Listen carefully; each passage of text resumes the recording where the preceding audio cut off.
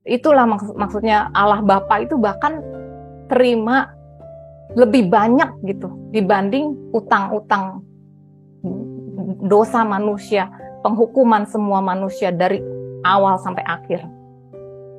Jadi jangan dianggap maut itu lebih berkuasa, no. Apa yang dilakukan Kristus jauh lebih berkuasa, jauh lebih hebat.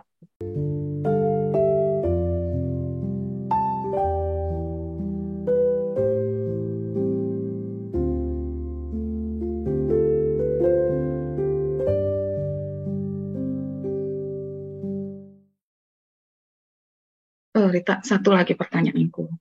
Ya. Pada saat kita disebut anak, apakah setelah kita menerima Tuhan atau sebelum menerima Tuhan? Aku cuma pengen berusaha mengerti kalimat bahwa anak yang kukasihi, kutegur dan kuhajar.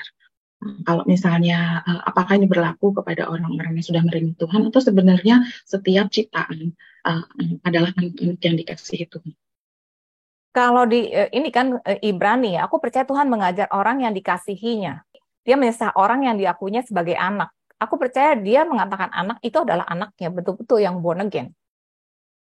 Born again, tapi dia menyesah atau orang yang diakuinya sebagai anak, bukan dalam arti memberikan sakit penyakit. Soalnya kalau disebut sakit penyakit, kenapa nggak ditulis juga dengan sakit penyakit? Ini katanya, ini sebenarnya berarti child training gitu. Jadi dia seperti mengajar anak gitu loh, seorang bapak. Dan dikatakan bahwa kamu bapak yang jahat aja tahu memberikan yang baik, apalagi Bapamu di sorga gitu. Dia luar biasa gitu. Kalau kita coba pikirin ya, Bapak itu seperti apa sih gitu. Mana ada sih Bapak yang ngasihin anaknya untuk mati di kayu salib gitu, untuk orang lain, untuk menjahat pula gitu. Kan dibilang pada saat kita berdosa, pada saat kita enemy, itu dia itu memberikan anaknya. Pada saat kita enemy loh. Belum jadi anaknya, dia sudah memberikan anaknya. Nah sekarang, apalagi kalau kita udah jadi anaknya. Jadi sebenarnya Tuhan menawarkan keselamatan buat semua orang. Berarti Tuhan juga mensesah semua orang. Berarti Tuhan juga menegur hati nurani semua orang. Dengan apakah dia istilah orang percaya atau tidak, born again atau tidak. Gimana? Beda ya.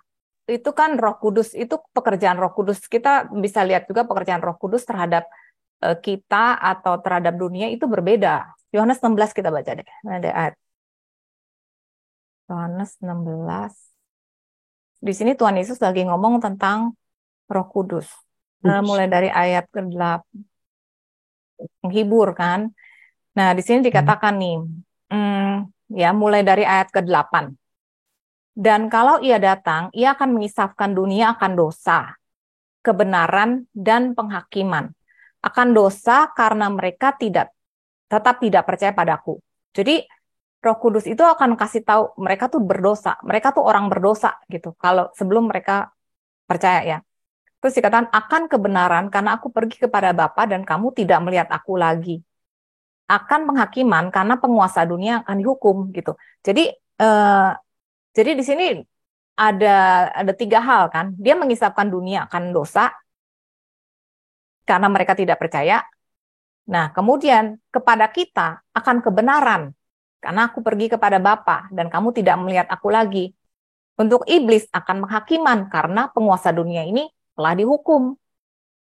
Gitu loh. Jadi kita tuh orang yang dibenarkan di dalam Kristus. Roh Kudus itu akan kasih ingatan kita, kamu tuh orang yang dibenarkan gitu loh. Dia tidak akan menghakimi, dia tidak condemn gitu. Roh Kudus itu tidak condemn kita. Yang condemn itu sebenarnya hati nurani gitu ya. Atau iblis gitu. Tapi Roh Kudus itu tidak condemn.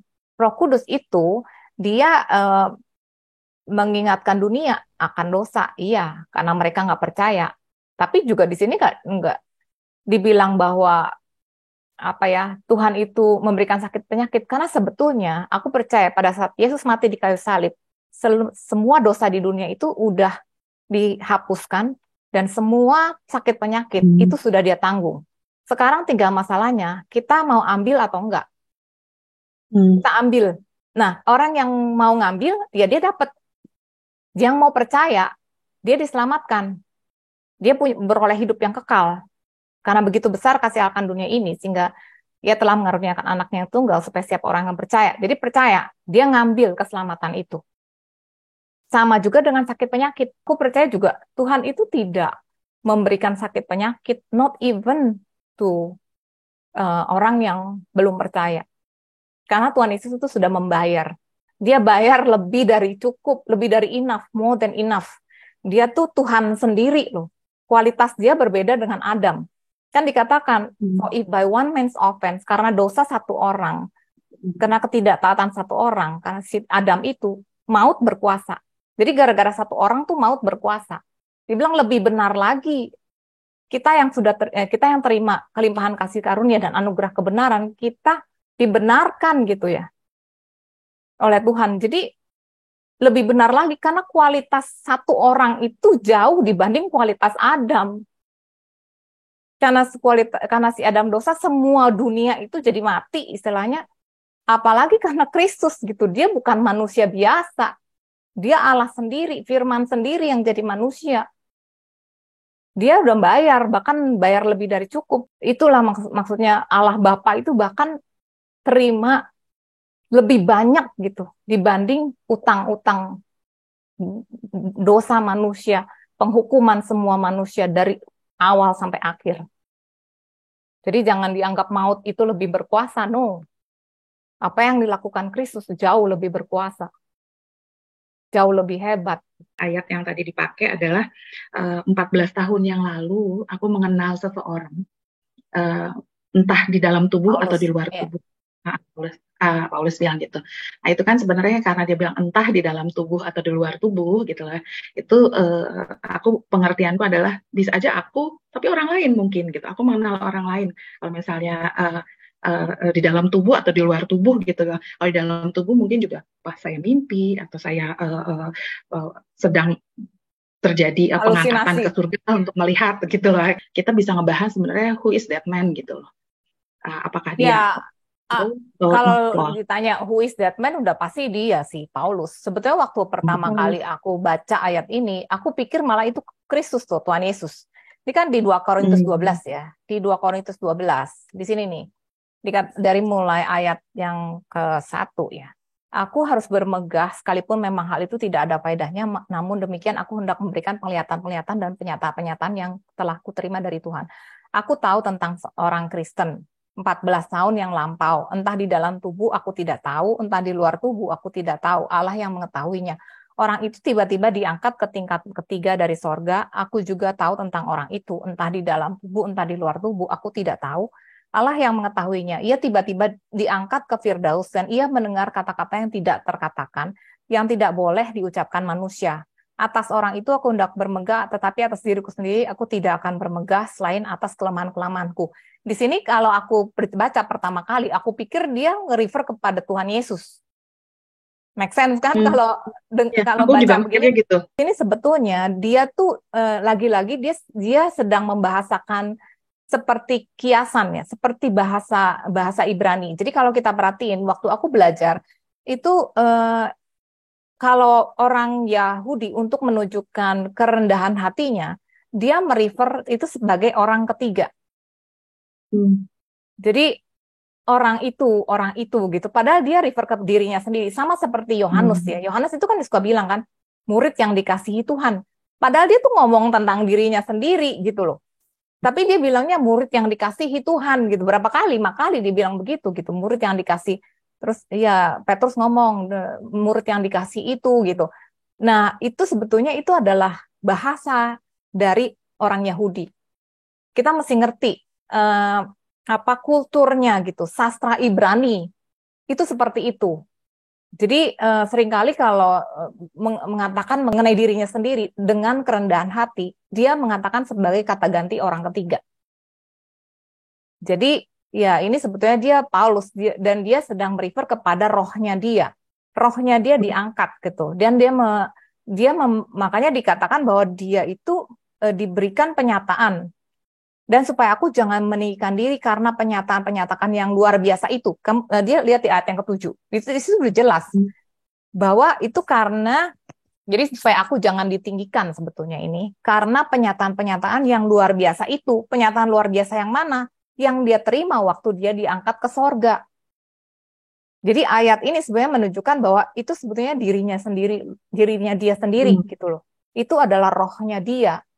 Dia tidak bermegah atas kedagingannya dia gitu.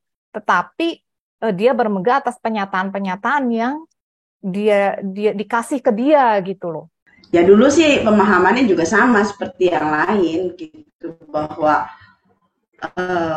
oh iya duri dalam daging itu penyakit gitu, tapi dari Injil kasih karunia ya kita lebih memahami gitu bahwa Tuhan tidak memberikan kita sakit penyakit. Kalau Tuhan memberikan kepada kita sakit penyakit, kenapa Tuhan memberikan, Allah Bapa mengirimkan Tuhan Yesus Kristus anaknya untuk mati di kayu salib dan membayar semua sakit penyakit kita melalui tubuhnya yang didera, yang disiksa, sehingga memberikan bilut-bilutnya untuk kesembuhan kita.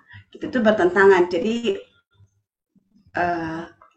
dari situ saya memahami gitu bahwa benar Tuhan tuh memberikan pada kita tuh kesehatan dan kesembuhan, bukan sakit penyakit. Amin. Oke, mari kita bersatu dalam doa.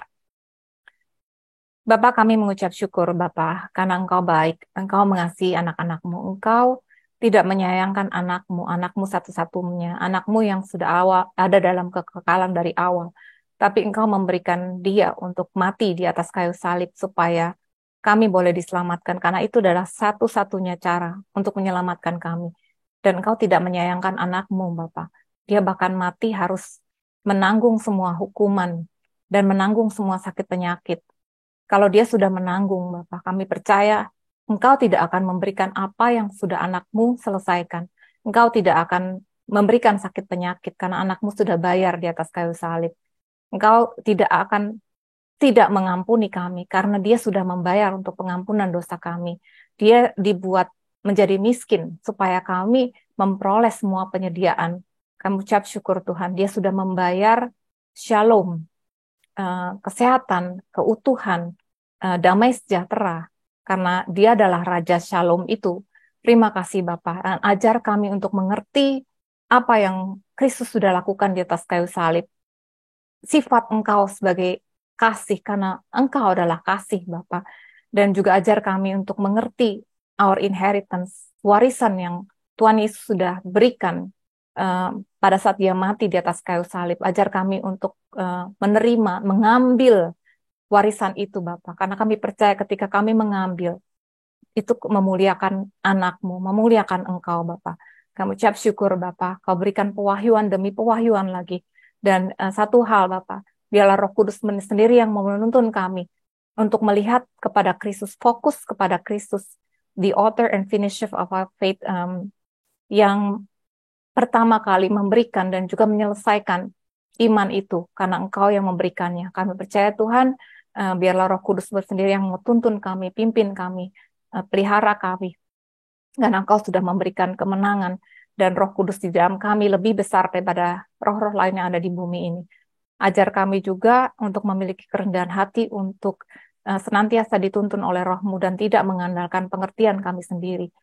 Terima kasih Bapak, dan kamu juga kiranya Engkau juga memberkati seluruh tubuh kami secara fisik. Secara khusus kami berdoa untuk Dewi-Dewi yang beberapa waktu yang lalu juga mengalami patah tulang. Kami percaya oleh bilur-bilur Tuhan Yesus dia sudah disembuhkan, dan kami percaya Tuhan dia akan mengalami pemulihan yang sempurna. Terima kasih Bapak, kami mau serahkan ke dalam tangan Engkau seluruh kehidupan kami. Apapun yang kami lakukan, Bapak, biarlah Kau sendiri yang menuntun kami, mengajar kami. Kami percaya Tuhan, Engkau memberkati kami dan seluruh keluarga kami, dan melindungi kami, Bapak.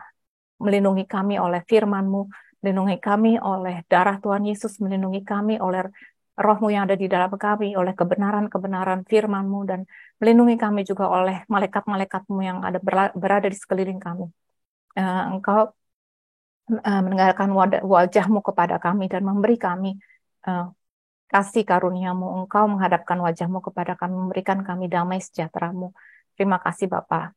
Kasih Bapa, kasih karunia Tuhan Yesus dan penyertaan Roh Kudus menyertai kami sekarang sampai selama-lamanya. Di dalam nama Tuhan kami, Tuhan Yesus Kristus menebus kami yang hidup, yang sudah mati dan membayar harga untuk kami memperoleh hidup yang berkemenangan. Kami berdoa dan mengucap syukur. Amin.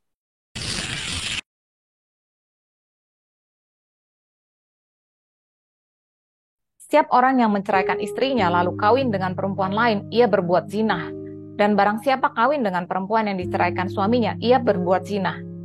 Tiba-tiba kayaknya switch the gear gitu. Kayak Tuhan Yesus itu, dia lagi ngomong mengenai perumpamaan, terus dia ngomong mengenai dua tuan, terus dia ngomong mengenai hukum Taurat dan kitab para nabi, terus dia ngomong mengenai orang yang menceraikan istrinya lalu kawin dengan perempuan lain, ia berbuat zina.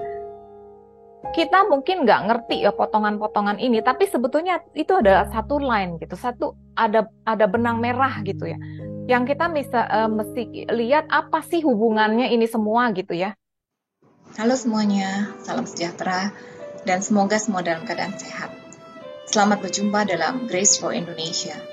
Nama saya Rita. Saya dan teman-teman adalah bagian dari kelompok sel yang bernama Sola Gracia Life Group. Kami berasal dari gereja yang berbeda-beda, dan kami berkumpul secara rutin dari tahun 2014. Di live group ini, kami sama-sama belajar firman Tuhan dan membahas hal-hal simpel dalam hidup kami sehari-hari. Bagaimana menghadapi tantangan hidup, dan kami saling mendukung satu sama lain. Dan kami melihat dan merasakan bagaimana Tuhan bekerja luar biasa dalam kehidupan kami, mengubahkan kami dan mengubah keadaan kami secara luar biasa. Awalnya kami berkumpul secara offline, tetapi sejak pandemi komsel kami menjadi online, tambahan lagi beberapa anggota kami pindah ke luar negeri. Jadi memang lebih mudah pertemuan online. Kemudian timbul ide untuk merekam sesi live group kami dan membagikannya kepada kalian semua, supaya kalian juga bisa mengerti dan mengalami kebaikan-kebaikan Tuhan. Dalam setiap pertemuan live group, kami punya satu topik bahasan, dan setiap topiknya kami bagi menjadi beberapa sesi video. Kalau kalian punya pertanyaan seputar topik yang kami bahas, atau ada topik menarik yang ingin kami bahas dalam pertemuan selanjutnya, ataupun kalian memiliki prayer request untuk didoakan, silakan masukkan dalam komen. Kami berharap apa yang kami sharingkan bisa memberikan semangat dan pengharapan, karena kita punya Tuhan yang luar biasa. Kalau video ini memberkati kalian, tolong di like, subscribe, dan di share, supaya menjadi berkat juga buat banyak orang. Terima kasih, Tuhan Yesus memberkati.